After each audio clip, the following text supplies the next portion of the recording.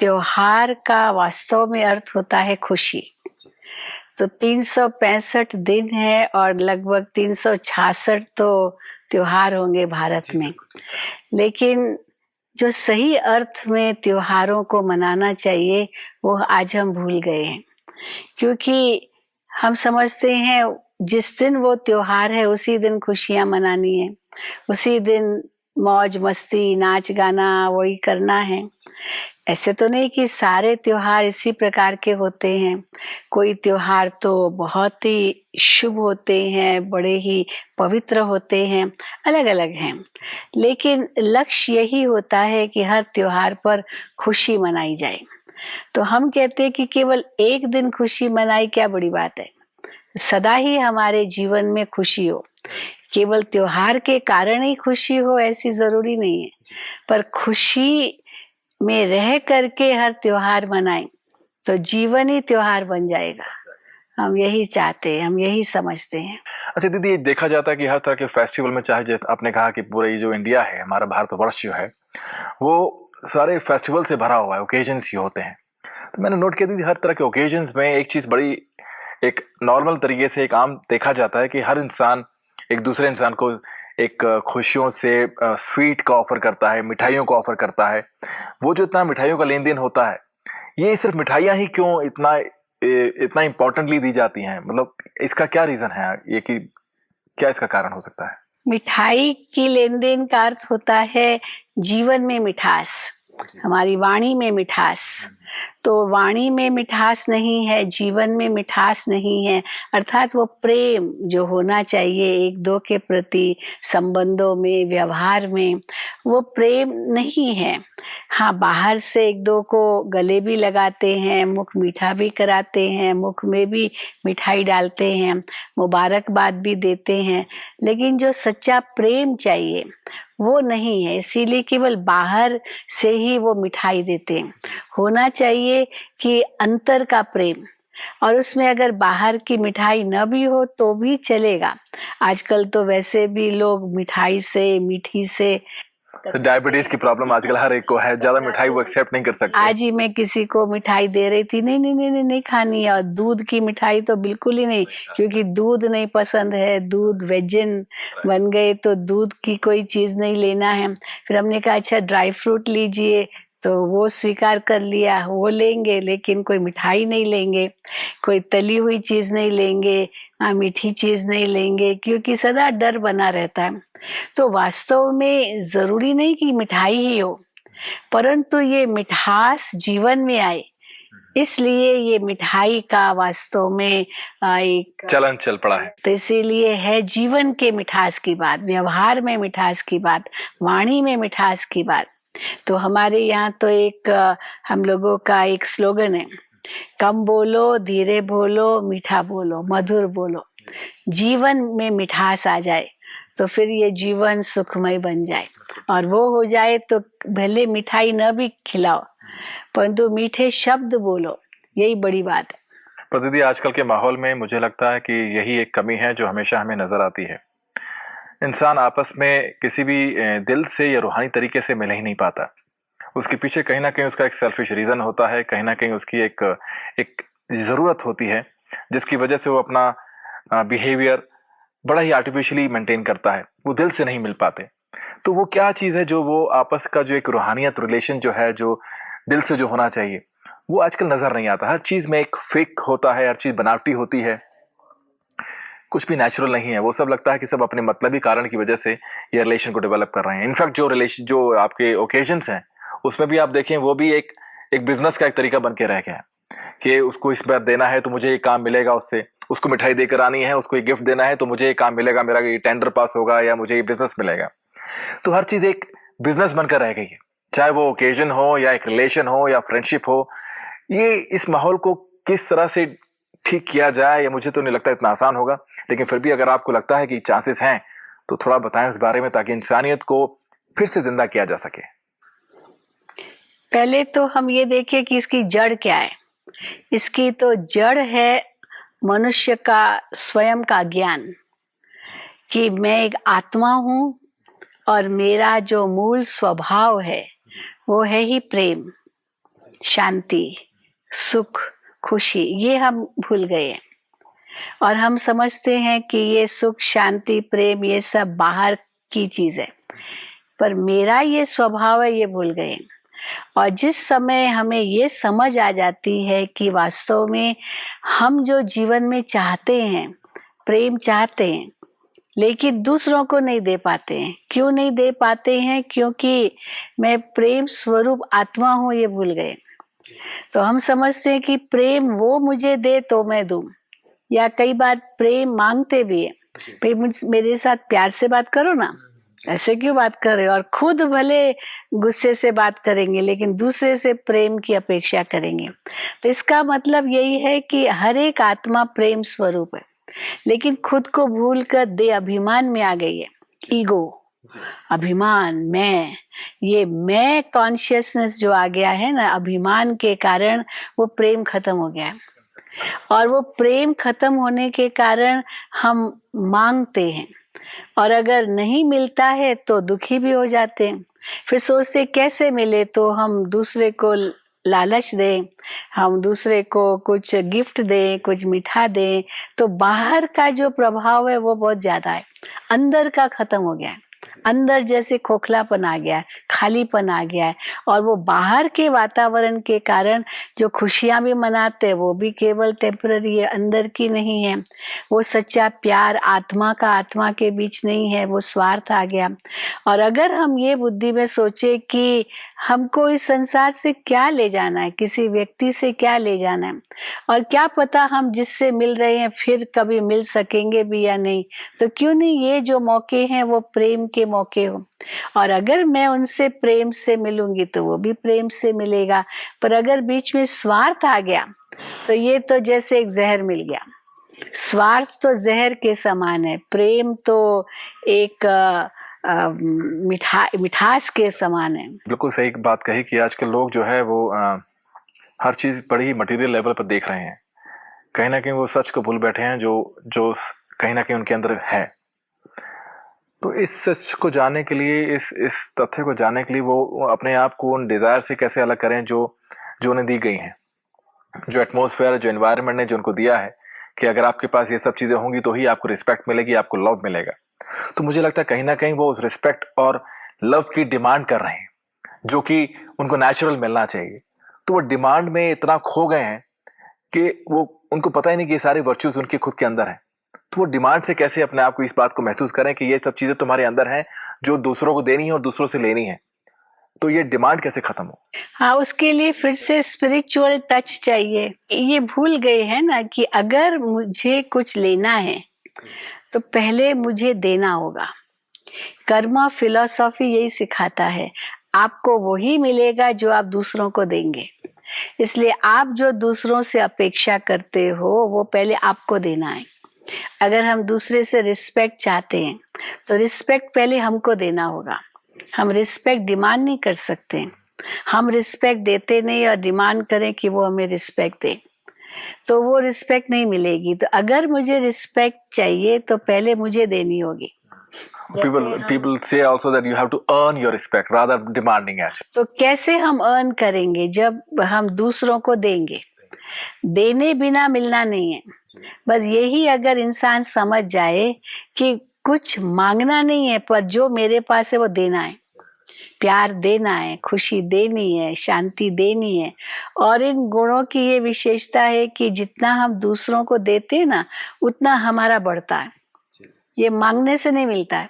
अगर मैं आज किसी को कहूँ मुझे शांति दो, मान लो, तो कैसे शांति देगा? कोई चीज थोड़ी है जो मुझे देगा, ये तो मन की स्थिति है।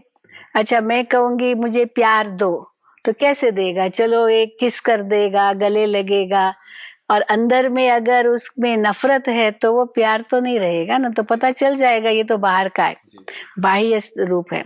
लेकिन सच्चा प्रेम में भले किस भी न करो, गले भी नहीं लगाओ, लेकिन वो वाइब्रेशंस काम करते हैं। You can feel that, you can sense that. जरूर जरूर फील करते हैं। इसीलिए कोई बाहर से दिखावे की बात नहीं है। तो हम अपने अंदर में ये प्रैक्टिस करें जब हम सोल कॉन्शियसनेस की बात करते हैं तो इसमें अंदर में प्रैक्टिस करते हैं कि मैं तो हूँ ही एक प्रेम स्वरूप आत्मा, और कैसे मैं दूसरे को प्रेम दूं, संकल्पों से, वचन से, कर्म से, व्यवहार से। तो उस रूप से, न कि कोई केवल बाहर से आलिंगन करने से या किस करने से या और बातों से। तो ये बाह्य बातें है ही नहीं, ये अंदर की बात है, ये आत्मिक स्थिति की बात है। और उसके लिए मेडिटेशन बहुत ज़रूरी है। और वो जब स्थिति आती है तो ऑटोमेटिकली हमारा सबके प्रति समान व्यवहार हो जाता है। ये भी नहीं है कि मुझे सबसे प्यार है पर सिवाय फलाने के। किसी ने कहा कि I love everyone except my neighbour, या कई ऐसे किसी ने कहा कि भाषण कर रहा था कि dear brothers and sisters except one. Which is actually not correct and not truth actually. तो इसीलिए समभाव जिसको कहा जाता है वो तब आएगा जब पहले हमारी प्रीत ईश्वर से होगी। ये भी कई लोग कहते हैं सबसे प्यार करो तब कहेंगे भगवान से प्यार है। हम कहते नहीं, भगवान से प्यार करो माना सबसे प्यार है, क्योंकि सब भगवान के बच्चे हैं। तो पहले भगवान से प्यार करो। जैसे पेड़ को हम पानी देना चाहते हैं तो बीज को दे दो, जड़ को दे दो, अपने आप पत्तों को मिल जाएगा। एक एक पत्ते को जरूरत नहीं है देने की। तो सचमुच परमात्मा से प्रीत हो, और फिर खुद आत्मा से, अपने से भी प्रीत हो। केवल दूसरों से प्रीत की बात नहीं, अपने आप से भी प्रीत हो, परमात्मा से प्रीत हो, तो ऑटोमेटिकली सबके लिए प्रीत हो ही जाती है। बिल्कुल ठीक दीदी, आपने बहुत अच्छी बात कही दीदी कि बाकी तो सबको अगर हम चाहें तो अगर आप उसकी जड़ में ही, अगर पेड़ की जड़ में ही आपने पानी दे देंगे तो पूरे उस ट्री को ही पानी मिल जाएगा। उससे पहले लेकिन इस बात को आपने बड़ी अच्छे से कहा कि खुद को एक पूरा खुद को ही प्रीत करनी चाहिए, खुद को ही वो प्यार देना चाहिए, तभी आप दूसरों को दे पाएंगे। लेकिन यह इंसान खुद अपने आप में इतना खाली है, इतना शैलो है, उसको लगता है नहीं कि मैं इस चीज के लिए डिजर्व भी करता हूँ। वो बाहर पाने की कोशिश करता है, देने की कोशिश करता है, लेकिन कहीं उसको इस बात का एहसास ही नहीं कि उसके अंदर वो प्यार है ही नहीं जो वो देने की कोशिश कर रहा है। हाँ, क्योंकि ये सारे जो गुण है वो हमारे चिंतन से आते हैं, थॉट लेवल है पहले। तो अगर थॉट्स में ही प्रीत के विचार नहीं है तो ऑटोमेटिकली वो अभाव महसूस होगा। और वो संकल्पों में प्रीत के विचार तब आएंगे जब पहले ये पता होगा कि मैं हूँ ही प्रेम स्वरूप आत्मा। पर जो मनुष्य के अंदर ईगो है या अभिमान, ये एक दीवार बन जाती है, और उस दीवार के कारण वो खुद के अंदर नहीं देख पाता है। और अगर वो खुद के अंदर देखता भी है तो उसमें नेगेटिविटी दिखाई देती है, पॉजिटिविटी दिखाई नहीं देती है। और पॉजिटिविटी नहीं दिखाई देने के कारण वो दे ही नहीं पाता है। लेकिन दीदी आजकल का जो ये सिस्टम है, आप देखिए, चाहे वो आप एजुकेशन सिस्टम ले लीजिए या सोसाइटी ले लीजिए या एनवायरनमेंट का जो आपकी खुद की पेरेंटिंग है, वो कहीं ना कहीं आपको इस तरह के लिए तैयार कर देती है कि अगर आपने ये चीजें नहीं पाई, आपने ये सक्सेस नहीं मिली, आपने इन चीजों को अचीव नहीं किया, तो you are good for nothing. So मुझे लगता है कहीं ना कहीं वो डर उनको बचपन से डाल दिया जाता है और उस डर को ही लेकर वो जीता है। तो जब वो एक इंसान एक पूरी पर्सनालिटी के रूप में बाहर आता है तो उसको लगता है कि कहीं ना कहीं मुझे वो चीज़ों को पा लेना चाहिए। अगर मैंने वो चीज़ें नहीं पाई तो वो शायद मैं चीज़ों को डिजर्व ही नहीं करता जो मुझे बोल रहा है, जा रहा है कि लेना है। तो सोसाइटी से शायद वो रिस्पेक्ट नहीं मिलेगी, सोसाइटी में उसका वो नाम नहीं होगा। तो वो उस डर के साथ ही जीता है और उस चीज़ को ही पाने में लगा रहता है। उस चीज़ को पाने में ही वो ये भूल जाता है कि कहीं ना कहीं वो उसको वो प्यार, वो रिस्पेक्ट कहीं ना कहीं खुद को देनी है। तो वो उन चीजों से कैसे अपने आप को डिस्कनेक्ट करें? सबसे बड़ी कमजोरी है मनुष्य की, और उस कमजोरी के कारण वो इतना कंफ्यूज हो चुका है कि उसको क्या करना चाहिए, क्या नहीं करना चाहिए, जैसे कुछ समझ ही नहीं आता। क्योंकि being in the society you have to achieve all the stuff, you have to achieve all your success. तो इसीलिए हम लोग तो यही कहते हैं, सुनो भले सबकी, क्योंकि रिस्पेक्ट तो सबको देना है, सुनो भले सबकी, लेकिन आपकी अंतर की आत्मा क्या कहती है। लेकिन दीदी रहना तो आपको सोसाइटी में ही है। हाँ, भले सोसाइटी में रहना है, सोसाइटी से घबराना थोड़ी है, डरना भी नहीं है, दूर भी नहीं जाना है, सबके बीच में रहना है। लेकिन आज वो जमाना है कि जरूरी नहीं है कि जो दूसरे कहे वही आपको करना ही है। You are the master.